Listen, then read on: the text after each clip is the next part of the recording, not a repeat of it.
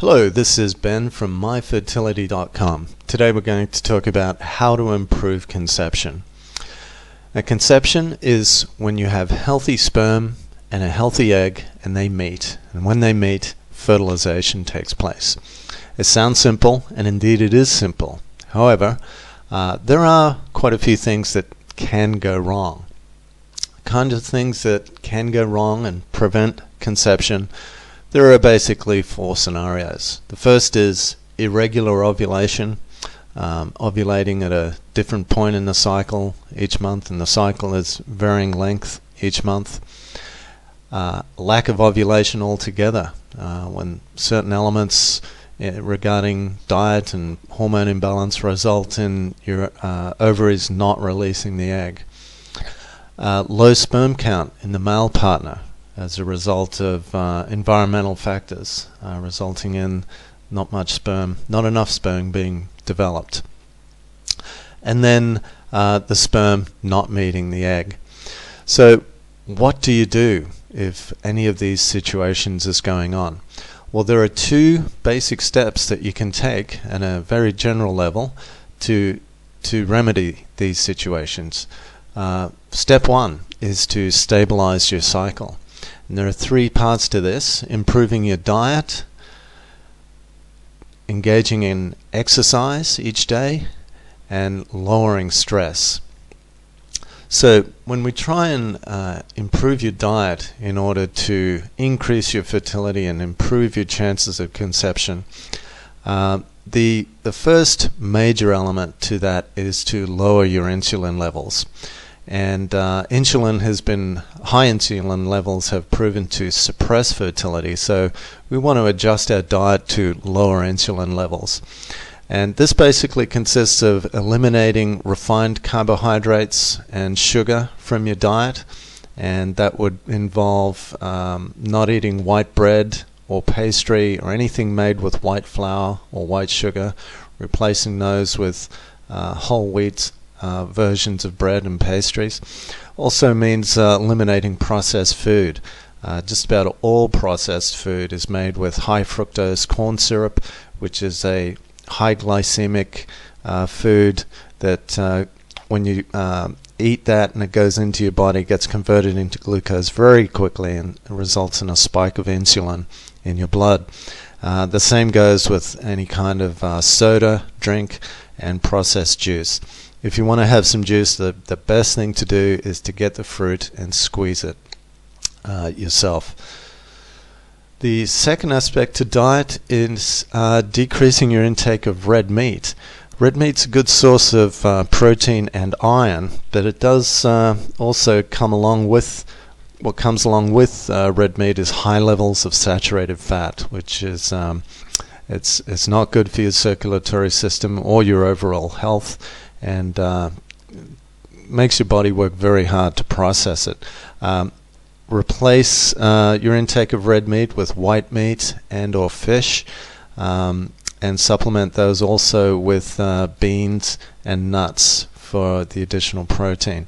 Also, replace anything you use for cooking, like margarine or trans fats like that. Replace those with olive oil.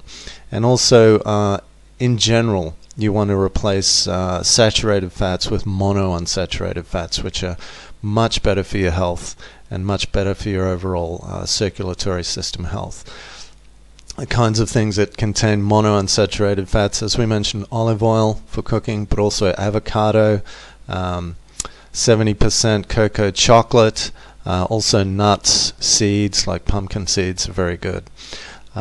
The third aspect of diet, you want to increase the amount of fruit and vegetables you eat each day. Fruit and vegetables, just especially fruit, this just gives you high levels of antioxidants, which are just overall just very good for your health and your fertility. But also in the vegetable department, dark leafy greens like spinach and kale, which contain high levels of the B group vitamins, especially folate. The second component to stabilizing your cycle is exercise.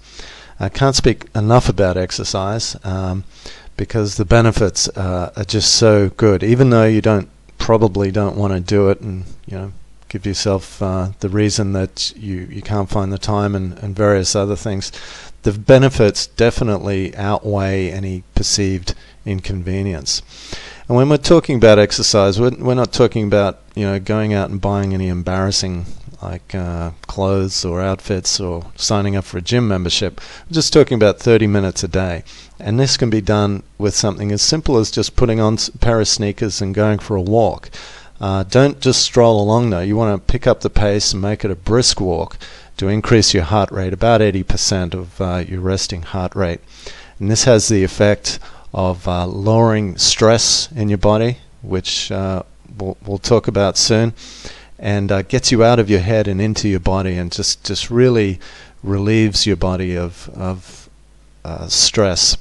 And it also works your circulatory system, gets your blood pumping harder and taking oxygen out into your cells and the outer areas of your body at a much higher rate. And it also gets your lymph flowing throughout your body. And your lymph system is responsible for cleaning out your cells and then taking all of the waste from your cells down to your kidneys and your liver for them to be excreted out of your body. And that's just overall a very good thing for that to be operating at a more efficient level. Increases your health and increases your fertility. And the third aspect is lowering stress. Research has recently revealed that high levels of stress suppress ovulation in women, and this has the effect of suppressing the release of the sex hormones both in men and women. And in women, this has the result of ovulation being interrupted, and in extreme cases, stopping altogether. And in men, results in lower sperm quality. So when you can relieve yourself of stress, as we mentioned, through exercise, but if you experience stress during the day at work or in a work environment, doing everything you can to get yourself out of that stressful situation is going to improve your health and, as a consequence, increase your fertility. Step 2 is trying to do things to improve your ability to conceive, is timing intercourse. And this is pretty self-explanatory. Everything that you can do to facilitate the healthy egg meeting healthy sperm is going to increase your chances of conceiving. So the main things to do here is to, first of all, track your basal body temperature. This really just involves buying a digital thermometer. You can get these at Walgreens or Walmart for about $2 to $3. If you want to buy a fancy model, you can go to Amazon. I think there are some on there they charge $20 for. But get a digital thermometer and then get some graph paper, and that's really all you need. There is software available, but you can get that if you want to, but you really just need those two things, a digital thermometer and some graph paper. And then once you have that, just every morning before you get up, just pop the thermometer in your mouth, wait until it beeps, and then record the temperature on the graph each day. And around about the middle of your cycle, you'll see the temperature spike, and that's when the estrogen has been released, and within about 24 hours your ovaries will release an egg into your fallopian tubes, and that's your day of ovulation.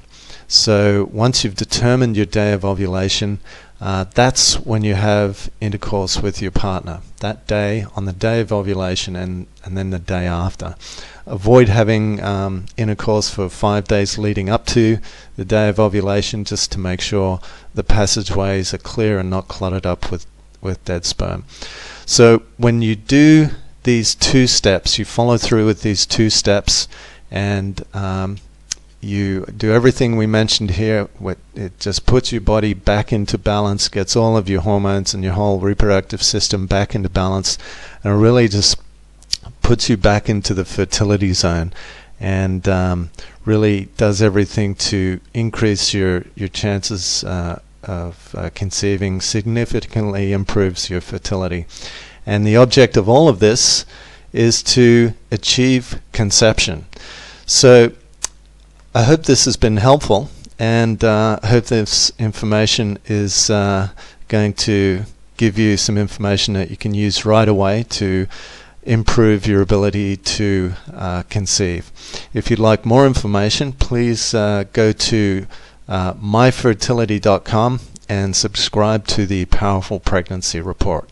It's myfertility.com, the Powerful Pregnancy Report. Thanks for listening. We'll talk to you again soon. Bye for now.